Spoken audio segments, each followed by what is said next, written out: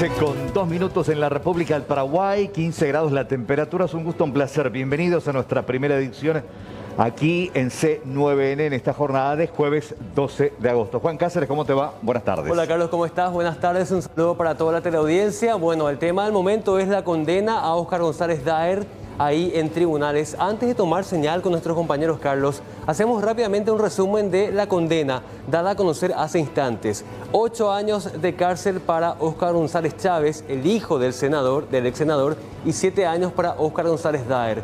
Los delitos fueron enriquecimiento ilícito en el periodo en que ellos, estando en la función pública, el padre como senador y el hijo como concejal en la ciudad de Luque, no tienen forma de justificar millonarias compras, tenencia de propiedades y además otros ilícitos con un monto desmedido, no justificable en cuanto a sus ingresos como funcionarios públicos. Así que vamos a ver cómo termina de justificar la justicia esta decisión. Por ahora no se sabe si van o no a la cárcel, ya que tienen todavía 2 instancias en donde ellos pueden apelar precisamente, y obviamente conociendo los artilugios de la defensa, estarían recurriendo a diferentes instancias para tratar de ralentizar todavía el proceso de llegada a la cárcel. Vamos hasta tribunales. Fernanda Chamorro está allí. Habla otro de los magistrados integrantes de este tribunal. Adelante, Fernanda. Ya está. Jesús Riera es el juez que está explicando por qué absolvieron a Óscar González Daer del cargo de lavado de dinero. Escuchemos. La empresa por estar en su casa y por estar ahí, haber formado con las 3 personas, que Juvencio, Ada y Pedro, que estaban siempre ahí como cercanos suyos. Entonces esta cuestión ha dicho que debía ser computado en su contra. Nosotros simplemente sobre esta parte hemos analizado la prescripción de la acción. Nosotros sabemos que ella es de orden público, nosotros sabemos que no podemos avanzar si es que la misma está existente. Encontramos así que esta porción de hechos debe ser subsumida en el artículo 102 del inciso segundo del Código Penal, donde dice que para saber si ella corre o no, o desde cuándo corre, es buscar la finalización de la conducta en criterio austríaco o buscar un resultado posterior, que es el criterio suizo, que está funcionando como norma tangencial a la primera. Nosotros hemos visto entonces que con la creación de la empresa, que es lo que le imputó, vamos a decir, el Ministerio Público al señor González Daer, es donde está finalizado su conducta y no se vio un resultado posterior. Entonces la prescripción corre desde ese momento de la conducta. Como eso no alcanza, hay que buscarle una fecha. Nosotros denominamos ello fecha cierta, es decir, un día del calendario para saber desde cuándo va a correr el lapso de prescripción. En ese orden de cosas, hemos visto que la formación de la empresa por la propia acusación ha sido dada como la fecha del 24 de agosto del 2009. Entonces sabemos que desde esa fecha corre la prescripción para esta porción fáctica. Ahora bien, el artículo 196, que es el que da la tipicidad del lavado de dinero, da como un marco de 5 años que es considerado como tipo base.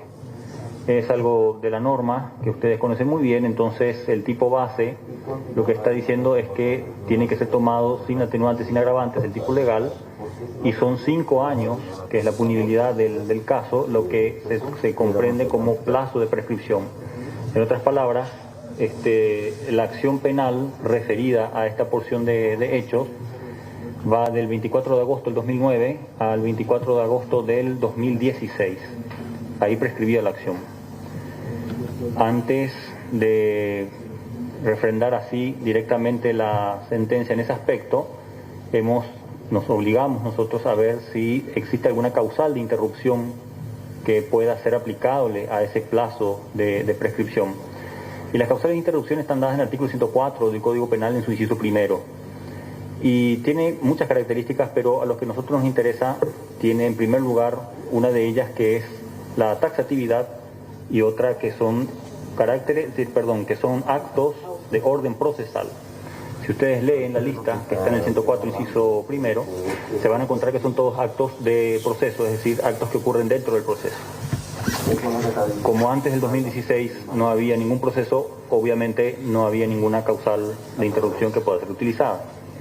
Y la taxatividad, que es la otra característica que nos interesa a nosotros en este momento, es que esa lista comprende una cantidad de actos y no puede ser agregada otra más a ella. Entonces, bajo ese criterio, esta porción fáctica está prescripta. Ahondando nomás un poco en este mismo sentido, existe el doble del plazo, el doble del plazo de prescripción, que está configurado en el 104, inciso segundo. Ello permite que se utilice otros 5 años más, en este caso específico, para que esa acción penal pueda llegar a la sentencia, que es la naturaleza de la acción penal. Bien, entonces el plazo del 24 de agosto del 2016 se tendría que ir al 24 de agosto del 2019. No, 2014, 2019. Bueno, el doble del plazo es el 24 de agosto del 2019. Obviamente no existe ninguna posibilidad de usar este plazo, porque para usarlo tendría que haberse configurado una causal de interrupción, lo cual no ocurrió. Y en la eventualidad de que hubiese ocurrido una causal de interrupción, el doble del plazo dice que pese a ella se prescribe la acción. Por tanto, por segunda vez está prescripto.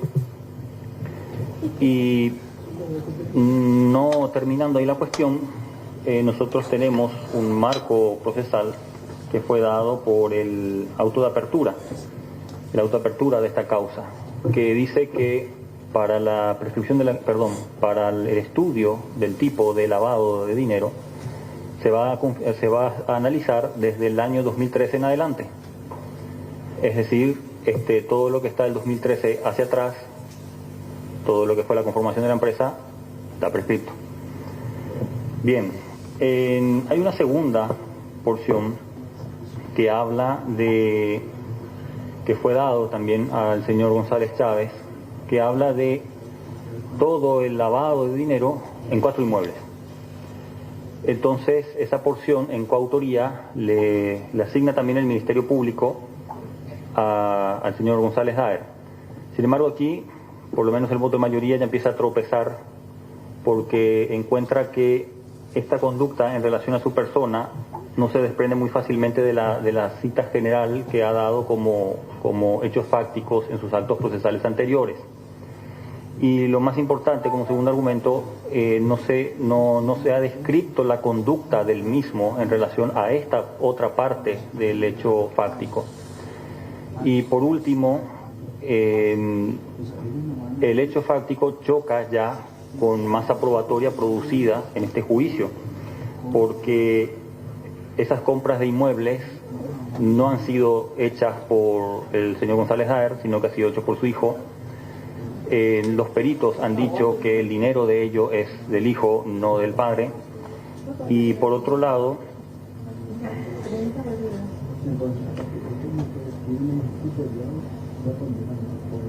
no hay que olvidar que a los 3 meses, escasos 3 meses de la formación de la empresa, allá en el 2009, el señor González Daer se ha desvinculado de la misma.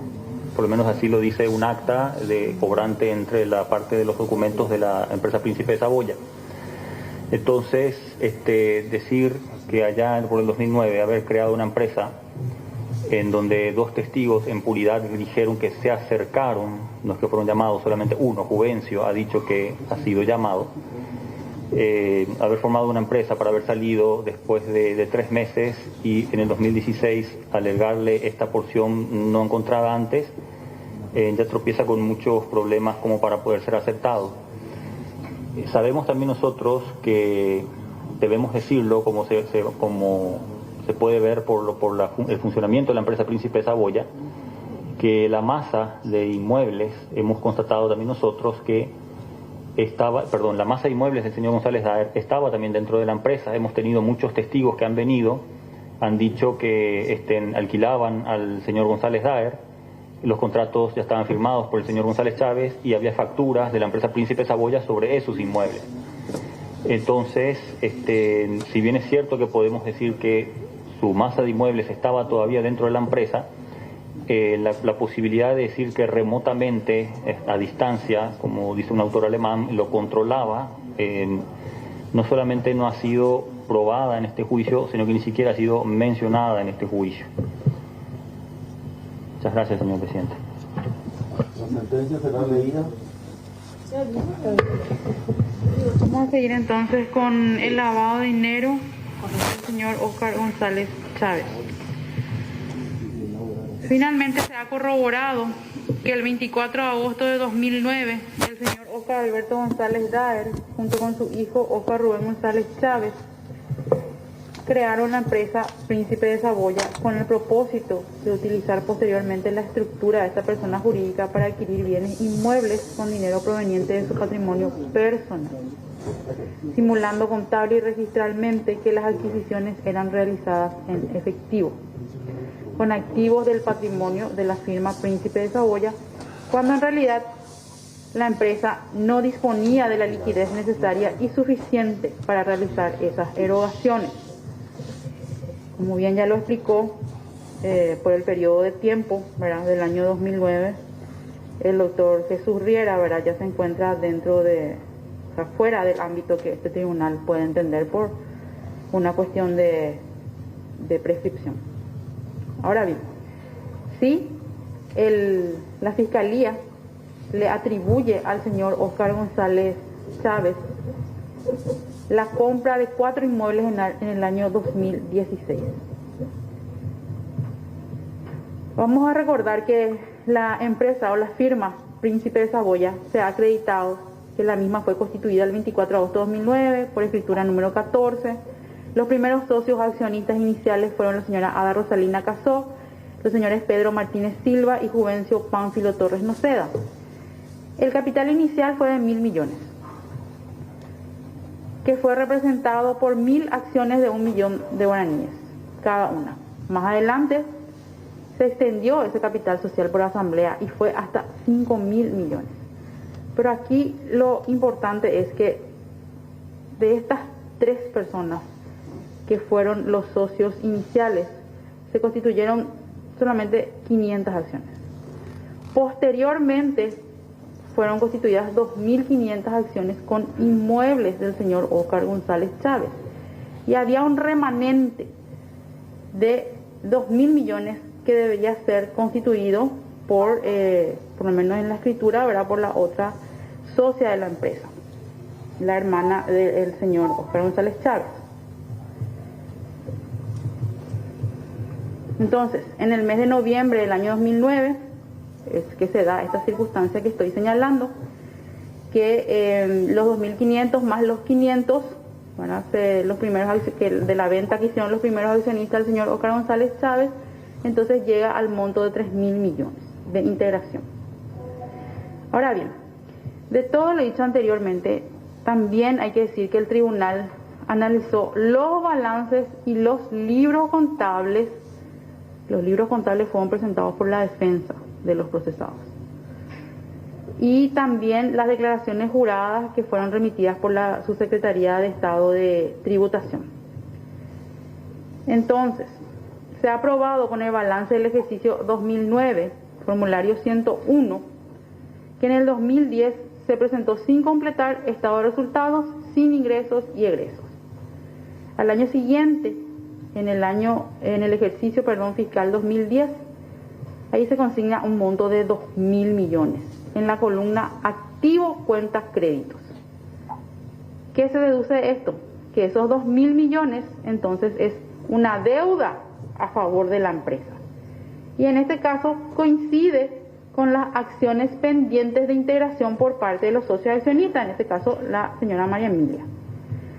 Luego, en el balance del ejercicio 2011, se declaró una utilidad de 12.715.769, mientras que en la columna activos, otra vez otros activos corrientes, fue consignado nuevamente el monto de 2.000 millones.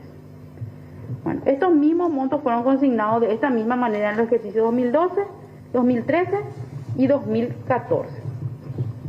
Sin embargo, se observa que en el balance del ejercicio 2015, en el formulario 101, en la columna activo, cuenta banco y otros valores, fue consignado este monto de 2.000 millones.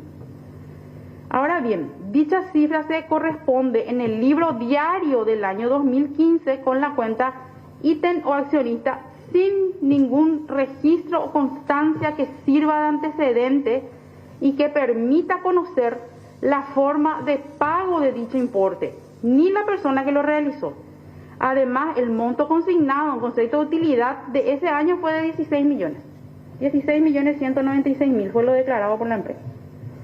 De esta forma, dicha suma de 2.000 millones, que entre los años 2010 al 2014, según sus declaraciones juradas presentadas ante la SED, correspondía al remanente de las acciones emitidas, pero no ingresadas por la señora María Emilia, y por tal razón se consideraban activos corrientes.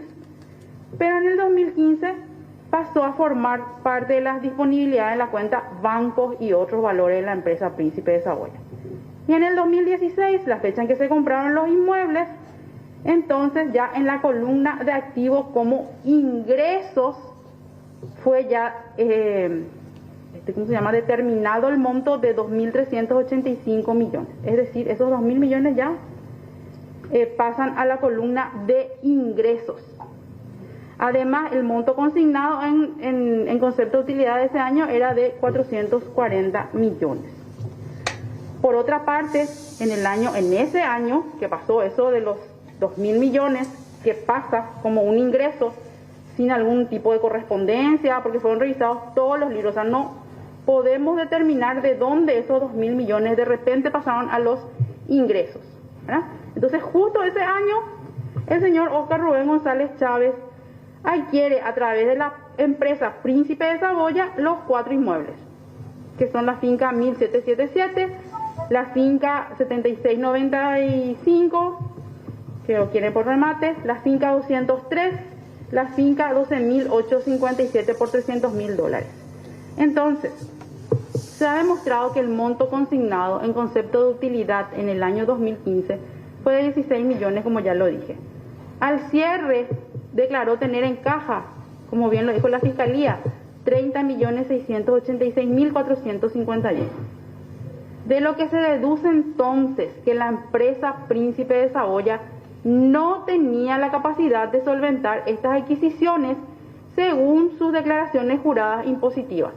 Tampoco contrajo alguna obligación crediticia que le permitiera realizar dichas inversiones, por lo que se concluye que dichos inmuebles adquiridos no fueron pagados con patrimonio del Príncipe de Saboya, sino que tales adquisiciones fueron realizadas con dinero del patrimonio del señor Óscar González Chávez. ¿Cómo se prueba esto? En primer lugar, tenemos un cheque de la cuenta 220 del Banco Continental de Óscar Rubén González Chávez por valor de $135.000, que fuera utilizado para la compra de uno de estos inmuebles citados. Y recordando, ¿verdad?, lo que señaló el doctor Claudio Lovera, cuando se realiza el pago con un cheque, dice él, no se tendría la intención de ocultar nada, ya que ese cheque puede ser rastreado. Pues bueno, en los siguientes inmuebles señalados, en la escritura pública señala la vendedora, que ha recibido el dinero íntegro en efectivo antes de este acto. Entonces, bueno, otro medio probatorio se dio con la compra del inmueble que fue propiedad de la empresa Yunque, que fue adquirido por el acusado en un remate judicial. Además, en ninguna de estas dos operaciones participó la señora María Emilia González Chávez, y de las constancias probatorias del juicio oral y público, documentales y testimoniales, se ha podido determinar que la señora María Emilia González no tenía participación activa y real en las decisiones y negociaciones de la empresa, a pesar de figurar como accionista y miembro del directorio. Tampoco se pudo corroborar que ella haya integrado esas acciones de 2.000 millones de las que estoy hablando. No pudimos corroborar. Revisamos todas las escrituras públicas, todos los documentos presentados, y no encontramos la constitución de esos 2.000 millones que después aparecen en sus declaraciones juradas y en sus libros contables.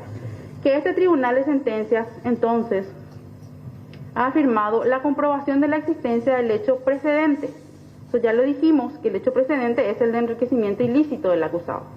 Por otra parte, también quedó probado que el acusado Óscar González Chávez utilizó una estructura societaria para aparentar que estaba adquiriendo bienes. El acusado consolidó aquellos bienes que quedaron como no justificados en su patrimonio con la adquisición de inmuebles a nombre de la empresa, a los efectos de disimular que esos inmuebles pertenecían a la empresa Príncipe de Saboya, la cual, como dijimos anteriormente, se probó que no tenía un determinado giro comercial u otras fuentes de financiación para cumplir siquiera con el objeto social de dicha empresa. Estamos hablando hasta el 2016, al momento de la adquisición de los 4 inmuebles por parte del acusado. Entonces, para este tribunal queda probado el tipo objetivo y subjetivo de lavado de dinero y la autoría del señor Óscar Rubén González Chávez. Considera acreditada entonces la concurrencia de todos los elementos exigidos por el artículo 196 en su segunda alternativa, que es la señalada por el Ministerio Público. Con relación al tipo subjetivo, el tribunal no tiene ninguna duda del dolo directo de primer grado, porque el señor Óscar Rubén González Chávez conocía el origen ilícito del dinero que se encontraba en las cuentas bancarias de las cuales era titular. Asimismo, se representaba que comprando inmuebles a nombre de Príncipe de Saboya, escondería la verdadera procedencia de esos montos de dinero y en la medida de esa representación anheló su realización. Respecto a la autoría, no hay duda de que el acusado tuvo el dominio exclusivo del hecho, por tanto es autor, conforme al artículo 29. Con respecto a la antijuridicidad, no existía ningún conflicto de bienes jurídicos, se descarta la existencia de una causa de justificación.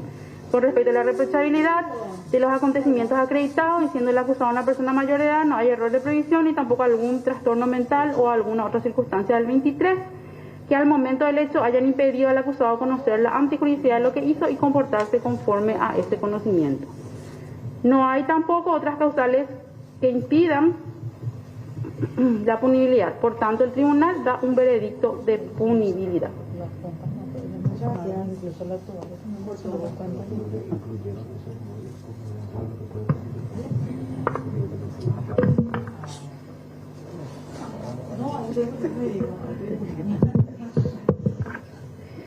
En lo que respecta a la autoría atribuida al señor Óscar González Daer, he votado en disidencia, teniendo en cuenta que en base a la valoración de los elementos de convicción presentados en juicio, he llegado a la conclusión de que ha existido un codominio en la manera funcional de parte del señor Óscar Alberto González Daer, pero ya los fundamentos serán expuestos con mayor detenimiento en la resolución, indicando cuáles son los elementos de convicción que me han llevado a esa conclusión.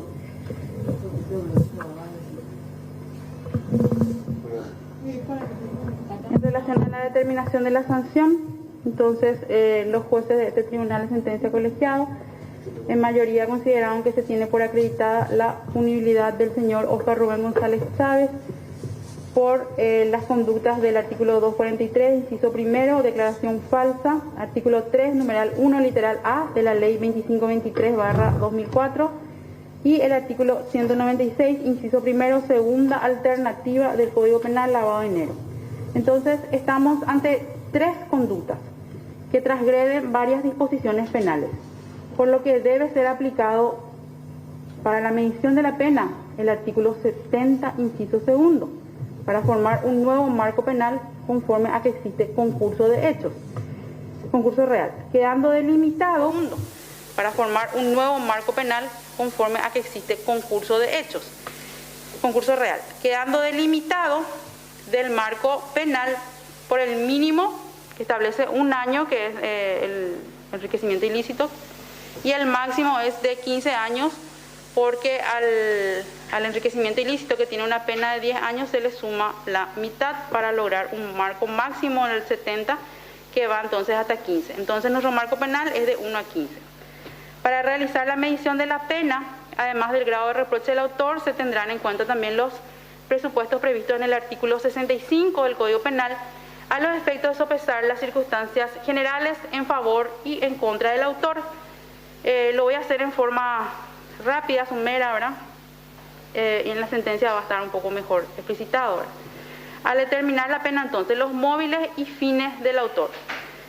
La finalidad del acusado fue ocultar su verdadera situación patrimonial y en el caso del enriquecimiento ilícito es el ánimo de lucro. En ambos casos, sus móviles se hallan abarcados por el dolo del tipo penal respectivo, por lo que no pueden ser tenidos en cuenta atendiendo a la prohibición de la doble valoración que nos establece nuestro Código Penal.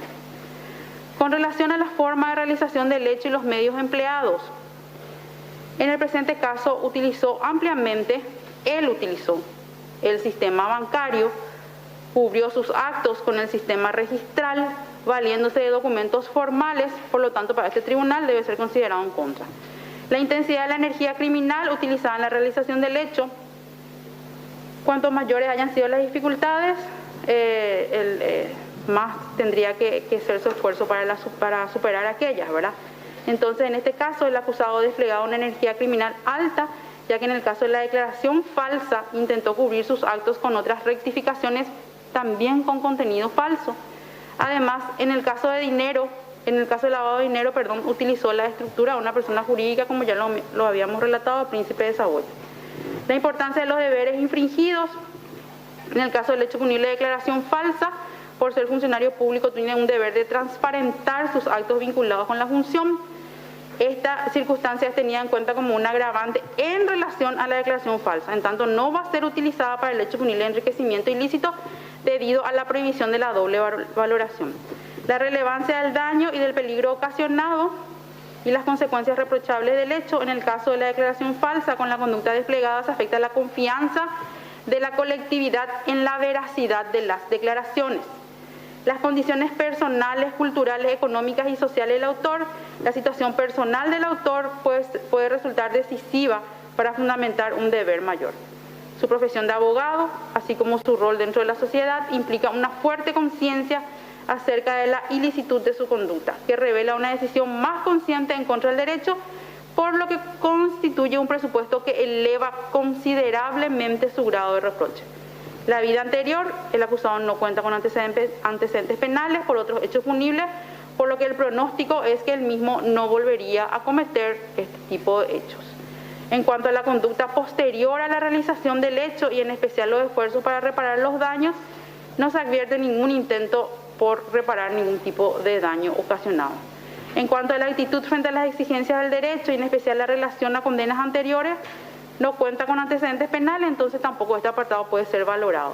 Por tanto, el Tribunal de Sentencia colegiado por unanimidad resuelve sancionar al acusado Óscar Rubén González Chávez con una pena privativa de libertad de 8 años.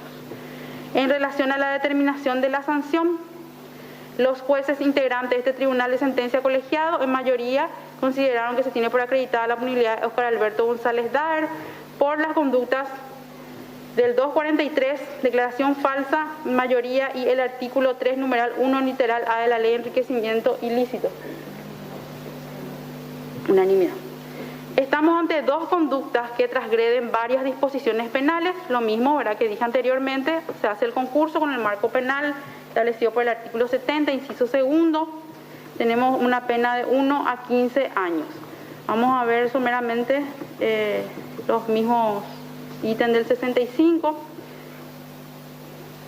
móviles y fines del autor, que es lo que impulsó a la realización del hecho. En lo que respecta a la declaración falsa, su fin fue ocultar su verdadera situación patrimonial y en el caso del enriquecimiento ilícito, el lucro o codicia, pero como señalé, ambos elementos son partes o están abarcados por el dolo de los tipos penales, por lo tanto no pueden ser tenidos en cuenta atendiendo a la prohibición de la doble valoración. La forma de realización del hecho, los medios empleados, usó ampliamente el sistema bancario, lo cual puede ser considerado en contra del acusado. La intensidad de la energía criminal utilizada en la realización del hecho. No surge de las pruebas producidas en juicio alguna circunstancia fáctica que indique la intensidad de la energía criminal en la realización de los hechos punibles realizados por el acusado Óscar González Daer, por lo tanto debe darse a su favor. La importancia de los deberes infringidos en el caso del hecho punible de declaración falsa, por ser funcionario tiene un deber de transparentar sus actos vinculados con la función. Entonces esta circunstancia debe ser tenida como agravante en relación a la declaración falsa, pero no será utilizada para el hecho punible de enriquecimiento ilícito por la prohibición de la doble valoración. La relevancia del daño en el caso de la declaración falsa con la conducta desplegada se afecta la confianza de la colectividad en la veracidad de las declaraciones. Las condiciones personales, culturales, económicas y sociales, la situación personal del autor puede resultar decisiva, en este caso es abogado, así como su rol dentro de la sociedad, implica una fuerte conciencia acerca de la ilicitud de su conducta, que revela una decisión más consciente en contra del derecho. La vida anterior, el acusado no cuenta con sentencia de condena firme por otros hechos punibles, por lo que el pronóstico es que él mismo no volvería a cometer este tipo de hechos. En cuanto a la conducta posterior a la realización del hecho, no se advirtió ningún intento de reparación del elevado daño social causado. En cuanto a la actitud frente a las exigencias del derecho y en especial a la relación respecto a las condenas anteriores, no cuenta con antecedentes penales de condena firme, entonces tampoco puede ser valorado para el mismo. En tanto, el Tribunal de Sentencia Colegiado por unanimidad resuelve sancionar al acusado Óscar Alberto González Daer con una pena privativa de libertad de 7 años.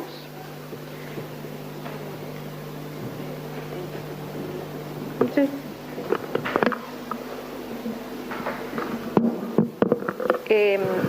En lo que respecta a las alegaciones de la defensa técnica, que había señalado que el tribunal tiene vedada la posibilidad de recurrir al artículo 70 debido a que no fue informado previamente porque forma parte de la calificación legal.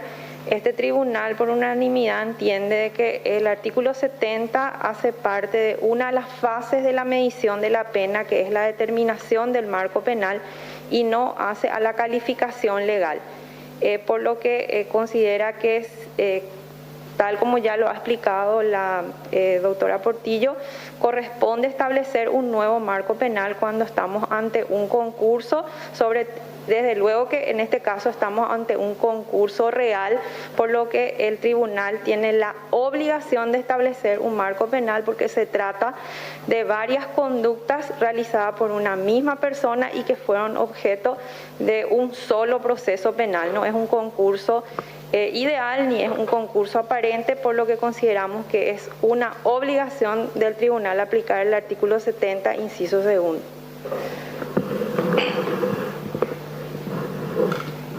Con relación al comiso también es necesario hacer algunas consideraciones, ¿verdad? Ya que la defensa señaló que el tribunal se encuentra imposibilitado de decretar el comiso solicitado por el Ministerio Público sobre las cuentas bancarias de los señores, de los hoy acusados, en el sentido de que no se ha seguido el procedimiento establecido en la nueva ley procedimental de comiso y no se les ha advertido anteriormente de esta circunstancia, por lo cual esto le ha causado una sorpresa. Eso fue lo que dijo. Bueno, si bien entonces la defensa técnica señaló que los acusados no fueron advertidos sobre la eventualidad de la orden de comiso especial, la suma de dinero obtenida ilícitamente, se constituyen en el beneficio económico logrado como consecuencia del hecho punible de enriquecimiento ilícito. Este tribunal considera, después de analizado este punto también alegado por la defensa, que no se ha violado en este caso el derecho a la defensa, atendiendo a que durante la etapa investigativa el Ministerio Público ya requirió medidas cautelares a los efectos del comiso. Requirió embargo y requirió también inhibición general de grabar y vender en 2 oportunidades. Y en una de las oportunidades la Cámara de Apelaciones negó, por la falta de individualización de los bienes, negó entonces el embargo sobre las cuentas, pero por otro lado sí dejó la inhibición general de grabar y vender, son las medidas que hasta ahora tienen los procesados. También en la resolución, en la fundamentación realmente de la Cámara de Apelaciones se señala, ¿verdad?, que justamente no se podía dar sobre bienes indeterminados en el sentido que se necesitaba y era necesario precautelar esos bienes a los efectos del dictamiento de un futuro comiso, atendiendo a las leyes penales por las cuales eran estaban siendo investigados en ese momento los señores. Y ya también que tenemos en la ley 2523, que señala en el artículo 6, la condena judicial firme y ejecutoriada por el hecho punible de enriquecimiento ilícito producirá el comiso especial de los bienes muebles e inmuebles, valores, dinero o derechos obtenidos ilegítimamente por su autor o partícipe de conformidad con lo dispuesto en los artículos 90 al 95 del Código Penal. Entonces, no podemos alegar principio de congruencia, luego no, porque no se da sobre las circunstancias accesorias, no son sobre los hechos probados, discutidos en este juicio oral, y tampoco se ha violado el principio de la defensa, no hay ninguna sorpresa para el procesado. Los señores desde un primer momento que fueron investigados, imputados, conocen con el asesoramiento, por supuesto, legal, ¿verdad? Conocen a qué están expuestos en caso de que se dé una condena por estos hechos punibles.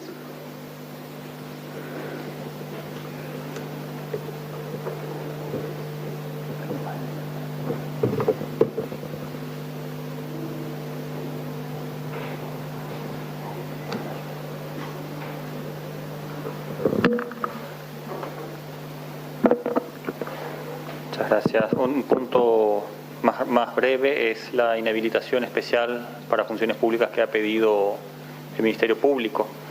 En su planteamiento ha marcado como que era una obligación del tribunal, y la respuesta de la defensa ha sido que es una facultad y que no puede ser aplicable porque no está acreditada la peligrosidad de las personas en el ejercicio de la función pública. El tribunal, no obstante, ha tomado la disposición de inhabilitar, especialmente para ejercicio de funciones públicas, por 7 años a cada uno de los acusados. No porque sea una obligación, porque hay un verbo rector que es podrá, sino que hemos entendido nosotros que ellos han sido muy referentes en sus respectivas comunidades, uno a nivel ciudad, de una ciudad muy popular, muy habitada, y otra persona a nivel país en un cargo de senador. Y no aceptamos la tesitura de la equiparación de la inhabilitación especial del artículo 5 de la ley 2523/04, porque no es una medida de seguridad, sino que es una pena adicional y no tiene como requisito la peligrosidad específica que solicita el abogado de la defensa. A nuestro entender lo ha hecho con la medida de seguridad pertinente del Código Penal de fondo.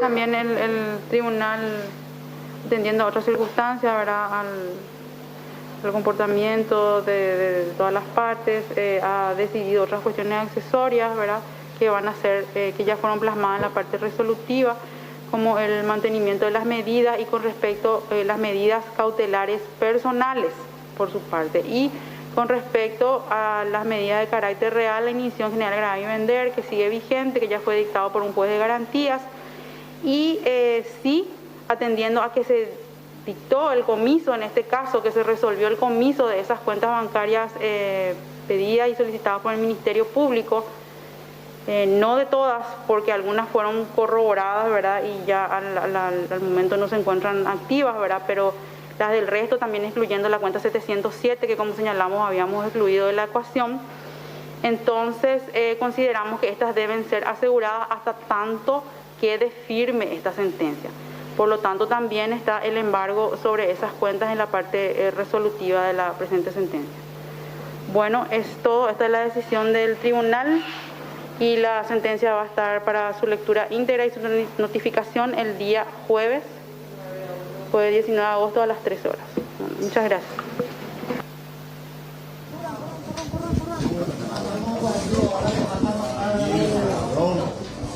Bueno, con esto culmina esta larga lectura de la sentencia. Vamos a ver si tenemos a ver. En vez de usted ser un ejemplo como padre, como senador nacional, una vergüenza. Este es el comienzo de los corruptos que van a caer. van a caer todos los bandidos. ANR nunca más. Badulaques, son unos ladrones. Bandidos, ahora le falta como pueblo. No vamos a permitir como pueblo que estos badulaques sigan estando acá. Todos van a ir presos, como Juan Pueblo van a estar en Tacumbú, sin privilegios, carajo, porque estamos cansados. Y doctor Cabrera. Evidentemente queríamos que la condena sea mucho más alta, evidentemente, pero estamos esperando, bueno, son 7 años para González Daer y 8 años para su hijo.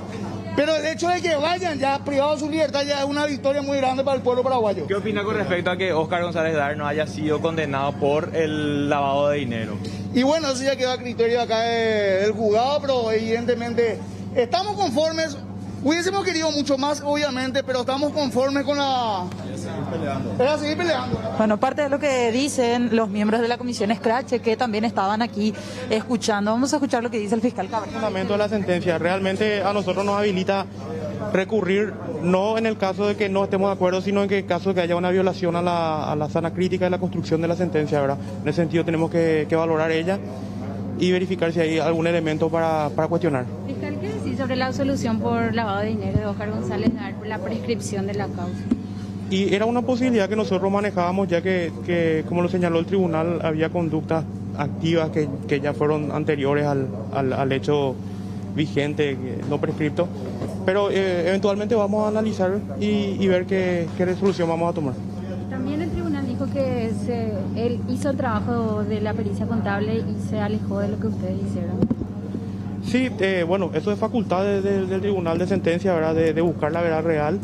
El trabajo contable es un trabajo de un técnico donde emite su opinión y ellos pueden tomar aquellas conclusiones que consideran correctas y formar sus propias conclusiones. Los acusados no van a ir a prisión, bueno, los condenados no van a ir a prisión hasta tanto que firmen la condena. ¿Qué medidas tienen actualmente ellos? Tengo entendido que son medidas de aseguramiento, ¿verdad? Ninguna restrictiva de libertad. En ese sentido tampoco se computa el plazo que ahora están ocupando. Y bueno, eso es una característica de nuestro sistema del efecto suspensivo de la condena y está bien. ¿Cómo califica la condena? ¿Está conforme o va a apelar? Y como mencioné, realmente queremos realizar una lectura de la sentencia y en virtud de eso verificar, ¿verdad?, si llenan las expectativas.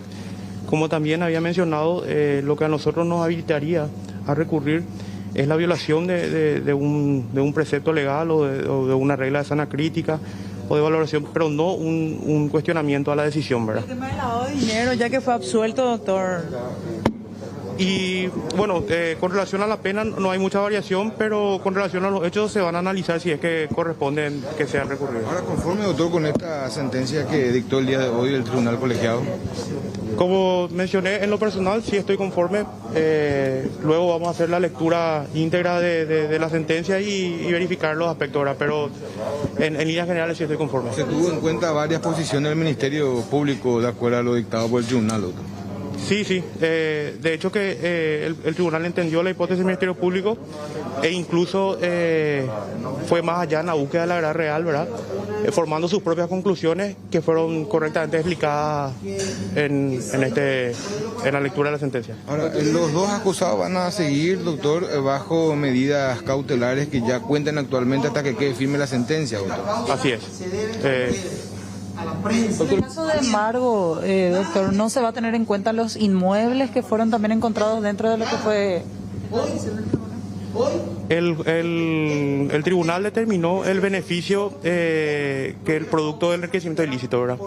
Ese beneficio fue resultado de depósitos en las cuentas bancarias que es el producto directo de ese hecho punible.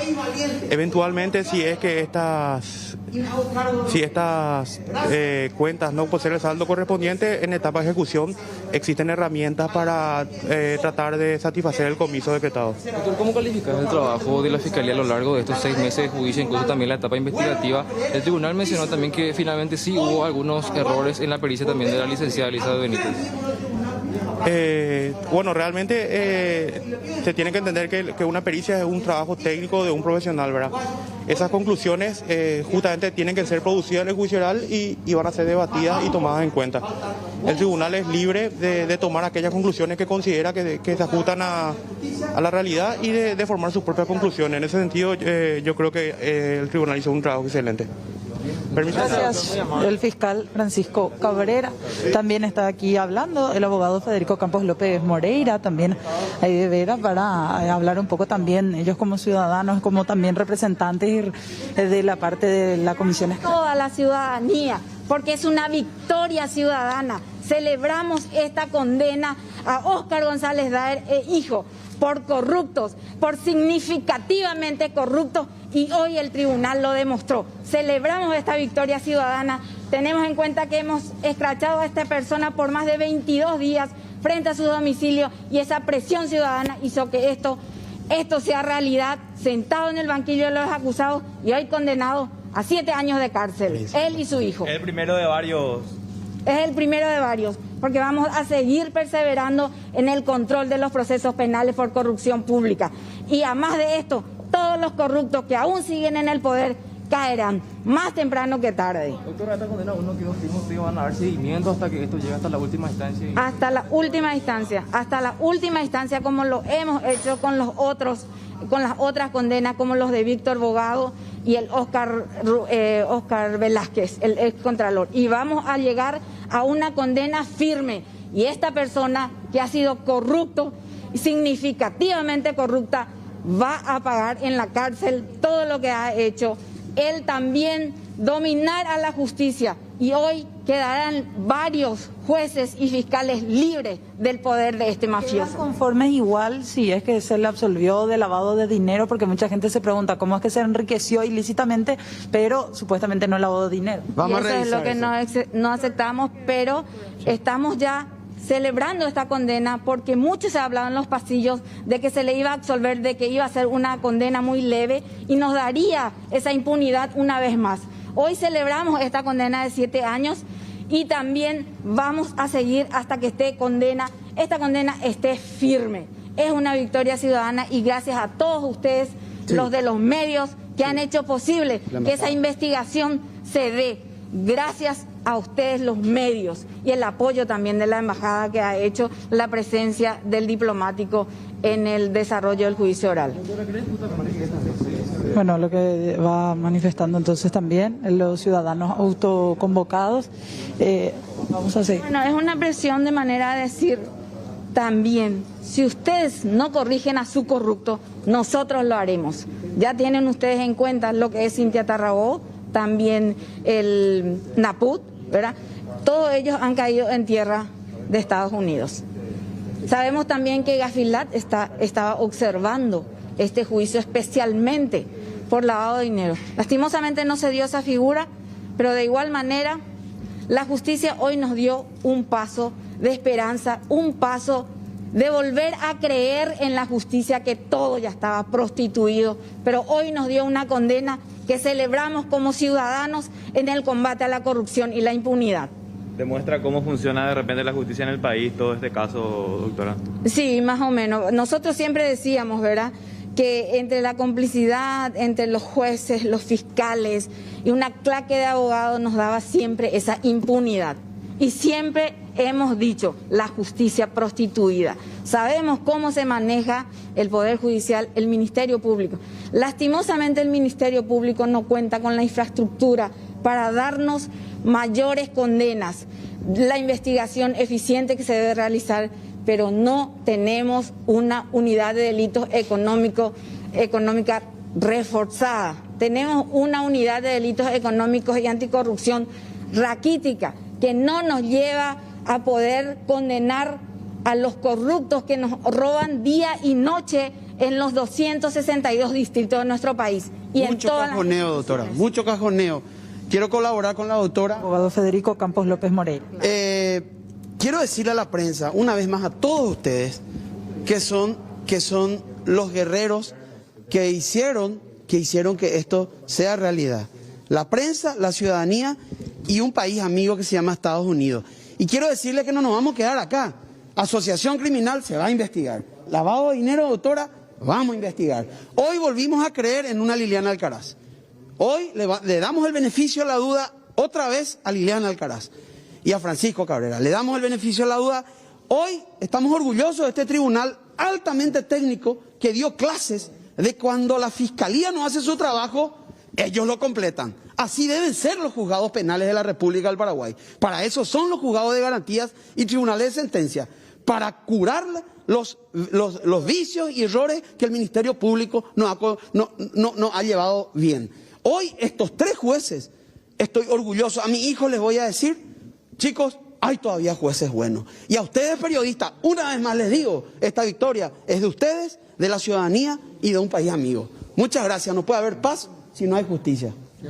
Los abogados también que estuvieron en este caso siguiendo el juicio aquí, participando también como miembros de la sociedad, en este caso, escuchando atentamente todo lo que era el veredicto y posterior a eso elevando una especie de escrache también a Óscar González Daer a su salida.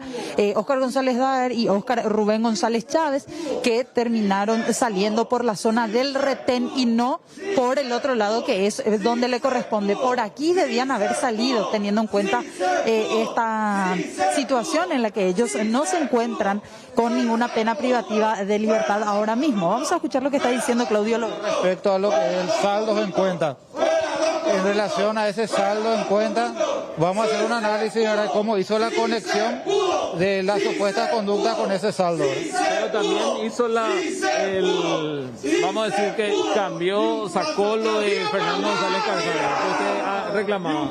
En este caso en particular, nótense que eliminó 20.000 millones de guaraníes del Tribunal de Sentencia. Entonces yo quiero preguntar, ¿cómo puede ser que una persecución penal seria no identifique ese tipo de circunstancias? Yo siempre dije que uno de los problemas de esta causa son las duplicaciones.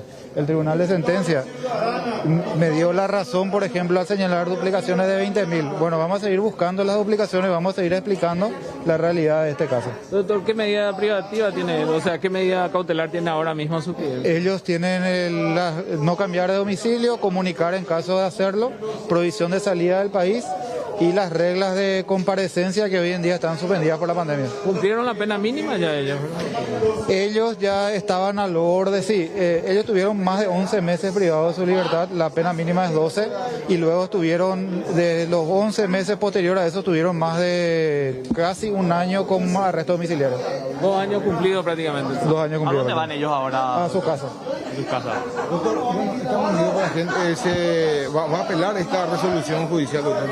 Sí, como había mencionado tu compañero, en primer lugar, otorguémosles el tiempo al tribunal para expedirse por escrito. La oportunidad cuando un tribunal de sentencia explica los fundamentos del fallo, es una oportunidad para escuchar.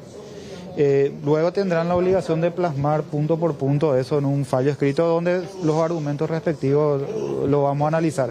Por los argumentos que escuché, claramente corresponde seguir deduciendo recursos y seguir discutiendo este aspecto. A partir de la serie de, como insisto, la serie de reconocimientos que hizo el propio Tribunal de Sentencia. Para ambos casos, doctor. Para ambos casos. Ahora, doctor, ¿qué posición jurídica tiene que el tribunal se haya constituido en jueces contables? Bueno, ese es un tema importante. Por eso digo que hay que esperar un poquito el tema del fallo escrito, porque cuando un tribunal ingresa, que es correcto que ingrese en análisis de hechos a profundidad, porque esa es su obligación y eso es lo que corresponde. Ahora, cuando el tribunal ingresa en ese aspecto, un punto que vamos a tener que controlar, en primer lugar, el principio de congruencia, en primer lugar. Además de controlar ese aspecto que tiene que ver con el principio de congruencia, tenemos que mirar cómo razonó ese tipo de aspectos. Es correcto que un tribunal analice, vamos a ver cómo plasmó ese aspecto. Así como también el tribunal, haciendo su trabajo, identificó que el perito contable de la Fiscalía le agregó cuentas por 20.000 millones de guaraníes a mi cliente, que ellos la eliminaron, ¿verdad? Entonces hay que ver caso por caso. Bueno, parte de lo que está explicando también aquí el abogado defensor de Óscar González Daer y también de Óscar Rubén González Chávez, ya al culminar este juicio oral y público. Recordemos, ellos, ya bien lo decía el abogado defensor, tienen libertad ambulatoria y otras medidas medidas alternativas a la prisión en estas instancias. Vuelven a su casa esperando en este sentido lo que ya decían ustedes, compañeros, que se tiene que tener una sentencia firme y ejecutoriada para que se pueda cumplir la prisión de ambos, que según el tribunal tendría que ser en Tacumbo. Asimismo, Fernanda, estamos hablando de una condena histórica a uno de los hombres fuertes del Partido Colorado, también del Congreso Nacional. Histórica por donde se la mire, teniendo en cuenta que también fue un hombre fuerte del Jurado de Enjuiciamiento de Magistrados, una instancia bastante cuestionada y que saltó a la luz en el escándalo de corrupción en cuanto a cómo se mueve la justicia por dentro. Los puntos importantes que determina el tribunal en este sentido también incluye a la inhabilidad por la cuestión de la influencia que tienen en sus zonas. Estamos hablando de la ciudad de Luque principalmente, en donde operaban principalmente estas dos personas en cuanto a la cantidad de inmuebles con que se manejaba esta empresa Príncipe de Saboya, cuestionada ya desde el año 2010, 2011, cuando se daba a conocer una investigación pero larguísima sobre qué tipo de propiedades y la forma con la que se hacían las propiedades en este sentido. González Daer no culpable por lavado de dinero por una cuestión de prescripción de la causa, una trampa legal, digamos, y finalmente su hijo sí culpable por este caso debido a una compra ilícita en 2016. Y reiterar nada más, Carlos y Fernanda, lo que decía la defensa: van a continuar con medidas cautelares, no van a pisar la cárcel hasta tanto se confirme que esta sentencia se encuentre firme y ejecutoriada, Fernanda. Es así, pero de igual manera esto ya sienta, como decías, Juan, un precedente bastante importante. Igual también ya escuchábamos al abogado Lovera que van a estar presentando apelaciones, de hecho van a ir a estudiar. Lo que sí, el fiscal Cabrera no se quiso adelantar, dijo que también van a ir estudiando punto por punto para ver si quedan finalmente conformes en su totalidad con el fallo del tribunal, que no era como ellos esperaban porque ellos pedían 10 años de cárcel para ambos. Perfecto, Fernanda, excelente. Gracias por esta cobertura maratónica, por cierto. También la deliberación por parte del tribunal que arrancaba ayer en horas de la mañana y finalmente a estas horas, mediodía, se dio a conocer la sentencia. Fernanda, gracias. Hasta luego. Hasta luego. Bueno, vamos a hablar de un tema también recurrente, sumamente importante, y las consecuencias que ha tenido en la economía esta movilización, este paro, esta actividad rayando lo ilícito por parte del sector camioneros, y que ya hemos tenido también a la vista con eventos y con actos de violencia. ¿Cómo está afectando esto y cómo a nosotros, consumidores, nos va a afectar cuando vayamos al supermercado? Lo tenemos precisamente al presidente de la Cámara Paraguaya de Supermercados, Alberto Zborowski. Don Alberto, ¿cómo te va? Muy buenas tardes, gracias por tu tiempo. Muy buenas tardes, ¿cómo están? Un gusto saludarles. Sí, realmente también nosotros estamos sintiendo ya hace varios días los efectos de la falta de llegada, digamos, y de transporte y logística normal de parte de nuestros proveedores hacia nuestros locales.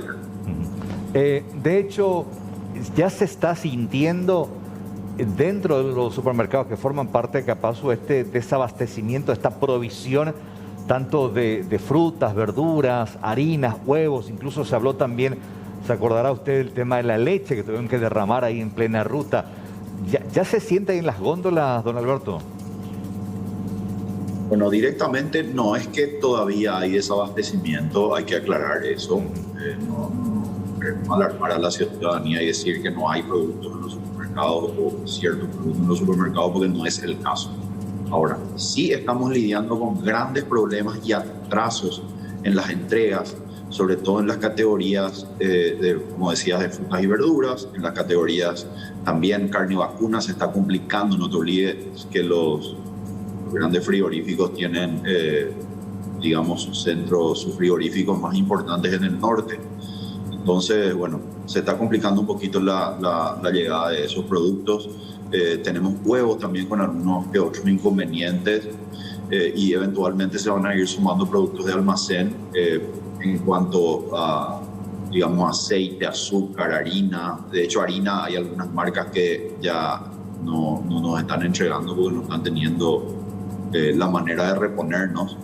Entonces, estamos ante una coyuntura complicada donde no tocamos ISO todavía en el sentido de decir, bueno, no tenemos más tal o cual producto, pero sí se está complicando. Está complicando y se va a complicar en la medida que pasan las horas cada vez más. Don Alberto, estamos en un punto en que la ciudadanía y los consumidores se ponen en medio como víctimas de este conflicto entre, por un lado, los camioneros y por otro lado, el gobierno y el Congreso, al no llegar a un acuerdo todavía. ¿Qué se recomienda o qué se pide desde su sector para solucionar este problema tan grave? Separar los tantos. Una cosa es la negociación de precios que puedan tener justamente o injustamente o lo que fuera sin hacer juicio de valor de los camioneros. Yo personalmente pienso que sí, que si ellos tienen que ajustar su tarifa lo hagan, pero en el marco que corresponde. Vos no podés complicar la vida de 7 millones de paraguayos y complicar la vida de cientos de empresas formales de gran porte que están dando, digamos, trabajo y empleo a miles y miles de personas porque un sector no está conforme con lo que está cobrando. Entonces, a separar las cosas. Por un lado, el reclamo y por otro lado, el respeto a la ley y no cerrar las rutas, ¿verdad? Esa es la parte que a nosotros nos hace demasiado ruido y que no podemos creer y no podemos entender cómo se pudo llegar hasta esta situación. Esa es la parte grave. ¿Cómo pudimos llegar hasta esta situación de varios días después seguir con los cortes? No se puede creer. Es una verdadera vergüenza. Esa es la realidad. Y esta situación precisamente del traslado a consecuencia de estas movilizaciones y actividades en las rutas podría finalmente terminar generando no desabastecimiento para tranquilizar a la gente, pero sí una escasez artificial que pueda repercutir incluso en el precio. No va a ocurrir eso porque va a haber sensatez, por lo menos de parte de nuestros proveedores. Nosotros estamos seguros de que por motivos imputables al paro no van a subir los precios. No creo realmente que ocurra eso. No quiero alarmar en ese sentido. Motivos imputables a esto no creo que tenga que ver con precios, más allá de que obviamente al saber y al decir, bueno, hay escasez, suben los precios. Yo creo que no va a ser el caso teniendo en cuenta la sensibilidad de la situación. Pero sí esta escasez artificial. Bueno, la escasez no puede ser artificial, de hecho. O sea, o hay escasez o no hay escasez. Decir que hay escasez y no hay es otra cosa, ¿verdad? O sea, artificial te decía en el contexto de que sí hay mercadería, pero no están llegando justamente por esta situación de paro, que son retenidos en el proceso de trayecto. Por eso artificial. Mercadería hay, pero no llega porque están parados, retenidos en las rutas. Totalmente, ahora entendí perfectamente tu planteamiento y yo te complementaría con que no es artificial, es real, porque realmente nosotros o los supermercados o los centros de distribución urbanos a los que de vuelta tienen que servir, digamos, a los supermercados, a los autoservicios, a las despensas, a los distribuidores y todo, están complicados con la llegada, ¿verdad? Y ellos no están teniendo de repente la mercadería. Más allá de que en el origen esté la mercadería, se está complicando. Y no solamente eso, sino que acá estamos poniendo en riesgo, y eso hay que poner y decir tajantemente, acá estamos poniendo en riesgo industrias que emplean a miles y miles y miles de paraguayos. Estuve escuchando el pronunciamiento de la Cámara Avícola y ellos están con un problema de existencia. O sea, si a ellos se les mueren todos los pollos y ellos no pueden alimentar esos animales con los balanceados, se termina. O sea, es gravísimo. Entonces, esperemos que no lleguemos a esa situación. Esperemos que el gobierno entienda de que hay que separar los tantos, de que los cortes de ruta hay que suspenderlos de inmediato, como sea y como corresponde. Y la mesa de negociación, bueno, eso es algo que por ahí, digamos, deberían estar puestas las energías de los transportistas y no encerrar las calles y embromarle la vida a 7 millones de paraguayos. Don Alberto, para repasar un poco y hacer un recuento de los rubros más afectados, ¿Cuáles son esos que están teniendo problemas en este momento para distribuir sus productos, tanto desde el campo hasta llegar a las ciudades como también en origen? Frutas y verduras, lácteos, huevos, harina, y ya van a empezar algunos productos de almacén como aceites y otros productos. Y bueno, como te comentaba, carne vacuna también se está empezando a complicar, o mejor dicho, la palabra correcta es atrasar. Esto tiene que ver con los vacunos que vienen desde Belén. Correcto, así mismo, de Belén. Ya. También, aparte de la cuestión esta de la escasez, de la retención, presumo que también algunos proveedores de ustedes simplemente tienen temor y no quieren quitar sus camiones justamente a la exposición tanto del vehículo en sí, del alto costo que tiene este tipo de vehículos, como también la exposición de sus funcionarios, choferes. Y me imagino que sí, es un riesgo, ¿verdad? O sea, el riesgo de ser atacados, el riesgo de ser agredidos, el riesgo de que los camiones sean destruidos, sean dañados, no es una posición fácil la de los tomadores de decisión acerca de mover o no los camiones. Yo, si me preguntas a mí, los camiones tienen que ir y tienen que tener todas las garantías constitucionales para poder circular, ¿verdad? Pero bueno, comprendo también a aquellos que no están queriendo mover sus camiones, ¿verdad? Pero yo creo que acá es un tema demasiado importante, es un mensaje demasiado importante que puede mandar el gobierno liberando todos los caminos. Entendemos de que hay órdenes judiciales de liberar los caminos, hay, digamos, de parte de la policía también están trabajando para poder desarticular los cortes, pero no es suficiente. Finalmente, don Alberto, por lo menos de mi parte, hay supermercados, hay comercios en riesgo en este momento de llegar hasta este punto de desabastecimiento en varios puntos, en las cabeceras departamentales, donde se encuentra riesgo principalmente a estas alturas.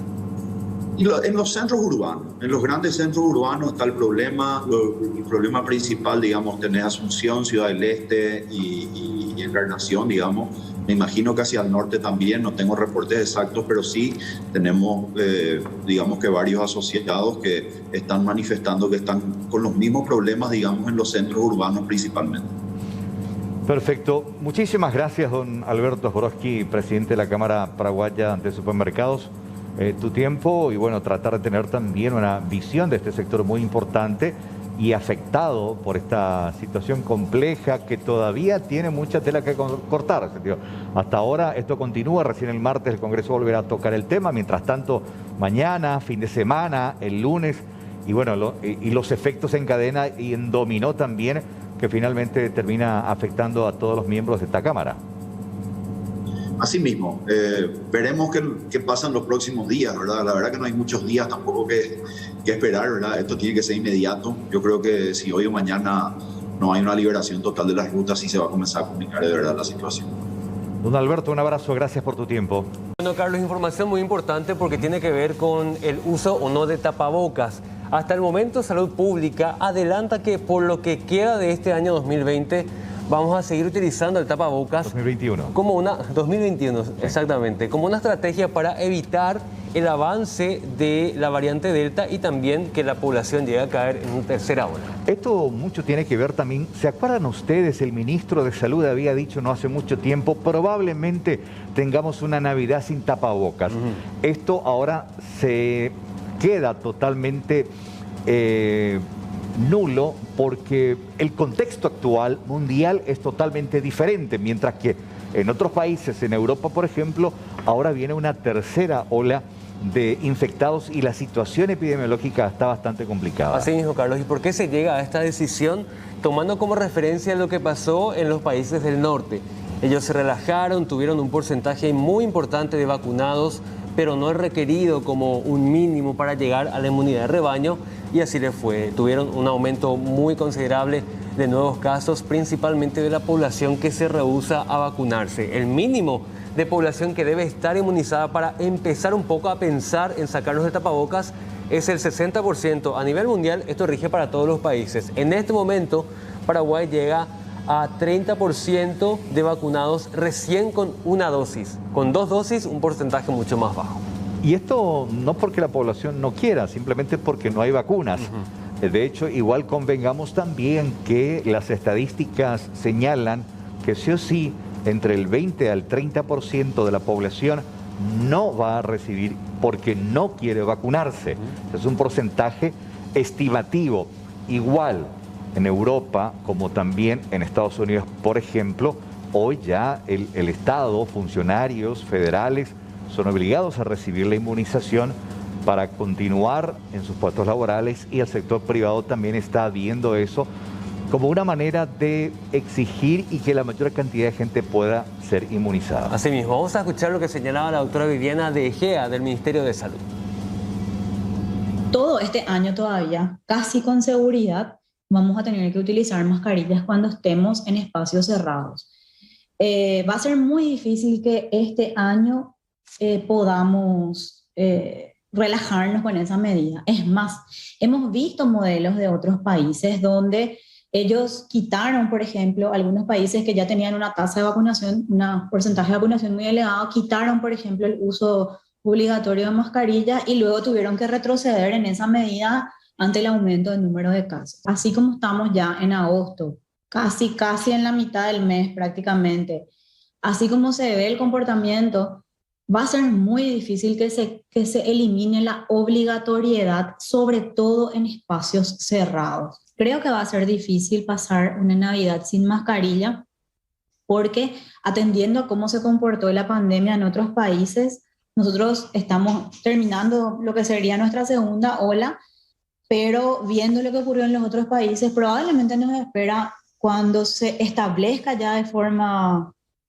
bien distribuida o como se dice, cuando haya una transmisión comunitaria bien establecida de la variante Delta, probablemente volvamos a ver un aumento de casos que podría ser una tercera ola. La variante Delta, sobre todo, tiene una cantidad de contagio, una proporción de personas contagiadas mucho mayor que el virus original, ¿verdad? Que el virus Wuhan 1. Entonces, tal vez nuestros objetivos de inmunización tengan que ser mayores.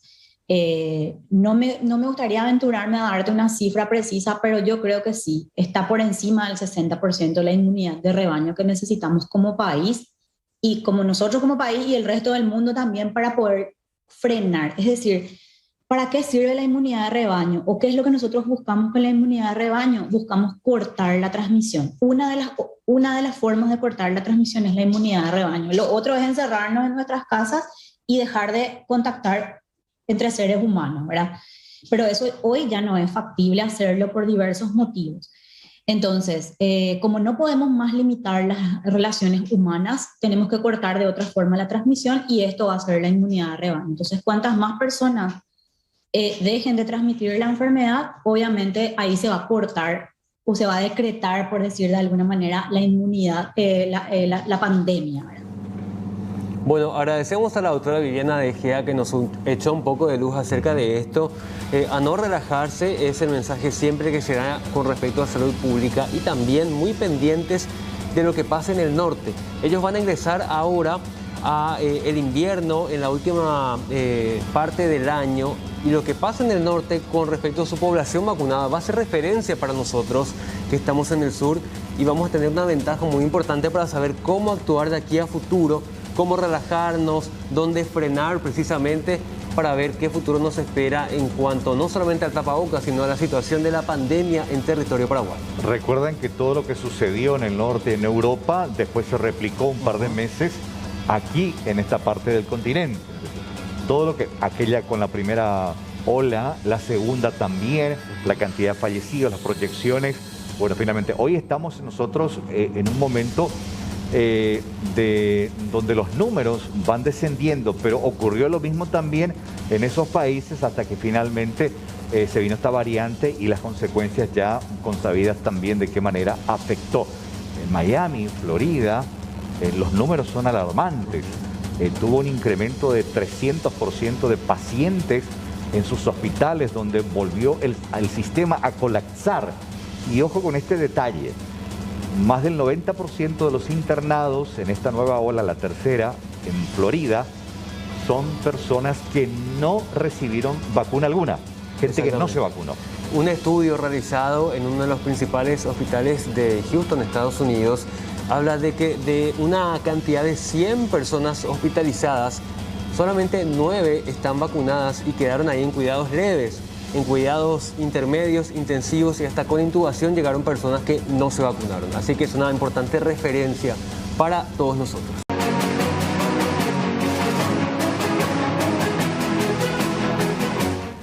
Bueno, rápidamente novedades con respecto a la marcha campesina. ¿Qué pasó en las negociaciones del Congreso? Mariano, contigo. Muchas gracias, Juan. El saludo para don Carlos y para los televidentes. Una serie de reuniones se han realizado en los últimos días aquí en el Congreso Nacional con referentes de estos grupos campesinos que han llegado hasta la capital del país y en ese sentido han realizado un anuncio de que han llegado a un acuerdo con las autoridades atendiendo a que se han comprometido de parte del Ministerio de Agricultura y Ganadería, de parte del Banco Central del Paraguay, en atender los pedidos que han realizado los campesinos. En estos momentos, miro más un rato, Carlos, Juan, porque estoy muy atento porque también están tratando el proyecto de ley de consolidación económica, tema docentes y tema aumento para personal de salud. Eso enseguida le voy a contar porque antes vamos a escuchar a Belarmino Balbuena, que él explica los puntos acordados y también da a entender que ya se estarían retirando luego de la firma de este documento los campesinos. De esta forma volverían a sus lugares de origen. Entonces, tierras mala vida, tierra de los narcos. Hoy establecer mesa de trabajo para la otra semana a las 2 de la tarde con Senavico y Procurador General del Estado y otras instituciones. El otro punto para el miércoles había preparar mesa de trabajo sobre el tema de las deudas públicas y privadas. Y el tercer tema nuevamente ratificado dentro de los acuerdos, el tema de los proyectos productivos para la ejecución y la reposición de los recursos para llevar adelante la ejecución. ¿Y dónde se habla de esos 7 millones de dólares para los proyectos y programas de la comunidad? Así mismo, para las comunidades indígenas y campesinas, 7 millones de dólares. Orero Yapoma, un acuerdo por escrito firmado. Entonces, PAB y hoy ratificar llegué este día y que vamos a hacer adelante las tareas ante todas estas crisis desatadas en el etame por el tema de las pandemias justamente. ¿Es entonces solución concreta, sino más bien compromiso de buscarle la salida a los problemas? Y bueno, a partir de que hay predisposición, voluntad, se puede llevar adelante los compromisos. En el momento donde podíamos voluntad política, muy seguro que nosotros vamos a prepararnos otra vez para otra medida de fuerza. Eso seguro, como en noviembre pasado hicimos 3 movilizaciones, una semana cada movilización. Y sobre el tema justamente de medidas de fuerza y compañía, la firma de este acuerdo significaría entonces que ya las familias van a volver otra vez a sus casas hacia el interior. Y bueno, ahora nosotros evaluar o depende ahí la pequeña evaluación, la hora más sobre el representante de los directivos, muy seguro que vamos a levantar esta. ¿Se replegaría entonces la gente? Así mismo, depende también de los últimos acuerdos que se va a hacer con el tema de los trabajadores de transporte. Y nada más para compartir con ustedes este documento que se firmó aquí en la Cámara de Senadores en una reunión entre legisladores, también autoridades del Ejecutivo y los referentes campesinos, que ya escuchábamos a Belarmino que hacía referencia a los puntos acordados, pero en ese tercer punto de este texto, Juan, don Carlos y televidentes, dice: al formalizarse los acuerdos con los representantes de las instituciones y las organizaciones campesinas e indígenas, los mismos informarán a los manifestados a los efectos de levantar la medida de fuerza adoptada. La próxima semana se reanudarán las reuniones, las mesas de trabajo para seguir atendiendo y ver cómo van a atender este problema. Por ejemplo, Carlos, Juan, televidentes, el proyecto productivo para que ellos puedan seguir trabajando. Ahí se hablaba de ese paquete de 25 millones de dólares y unos 7 millones de dólares que no estaban recibiendo y que desde el MAC dicen que los campesinos deberán rendir primeramente cuentas sobre el uso de esos fondos para que sigan los desembolsos. Bueno, todo eso la próxima semana se estará encaminando y cruzando la información. Los campesinos tendrán que traer todos los documentos que tienen, también la gente del Ministerio de Agricultura y Ganadería, y por ejemplo también lo que tiene que ver con los préstamos que han realizado los labriegos, tanto préstamos de la banca pública, de banca privada, y ver de qué manera también se puede ayudarlos en ese sentido, por ejemplo, con la refinanciación de millonarias deudas que han contraído cerca de 50.000 campesinos, conforme a los datos extraoficiales. Y digo extraoficiales porque la próxima semana arrimarán esos documentos, los nombres de las personas y los montos que deben, para poder ya trabajar en base a información más certera. Este acuerdo es un compromiso de poder trabajar, y la próxima semana justamente ya iniciarán propiamente esos trabajos y ese cruzamiento de información, y por lo pronto los campesinos que se encuentran aquí en la capital ya estarían volviendo, repito este dato, a sus lugares de origen. Bueno, Mariano, muchísimas gracias por estos datos, muy pendientes de la resolución de todos los conflictos que, bueno, acabaron esta semana, no solamente el tráfico, sino también la situación social de nuestro territorio. Vamos a compartir brevemente en pantalla compartida. En la plaza del Congreso todavía se encuentran los campesinos concentrados, por lo menos, Mariano. Sí, y además también en las plazas del Congreso más temprano estaban los docentes, pero hay una cuestión con el tema docente, nomás hago un paréntesis o un punto aparte, ¿verdad?, en el tema, porque acaban de aprobar la versión de la Cámara de Diputados, donde se exceptúa a los docentes en la restricción de poder ser beneficiados con aumentos salariales. Ellos podrán tener el aumento, es un aumento gradual, no del 16% en total, sino que es condicionado de acuerdo a los ingresos tributarios en el último trimestre del 2021, según explicaban. Entonces el tema de los docentes ya se aprobó. En otro artículo un poco más abajo está el aumento salarial para personal de blanco. Todavía no llegaron a ese artículo, pero todo apunta también a que estarían aprobando la versión de diputados, las modificaciones que habían realizado. Sin embargo, esto se está dilatando, se está extendiendo, porque es un proyecto de ley de más de 40 artículos, y artículo por artículo nuevamente van revisando todo, y ya más adelante, Juan Carlos, vamos a hablar solamente con algunos de los senadores presentes para que nos pasen limpio y pueda también informar de esa forma a la ciudadanía sobre la decisión tomada aquí en la Cámara Alta. Dale, gracias Mariano, un abrazo, estamos pendientes. Hasta luego. Hasta luego.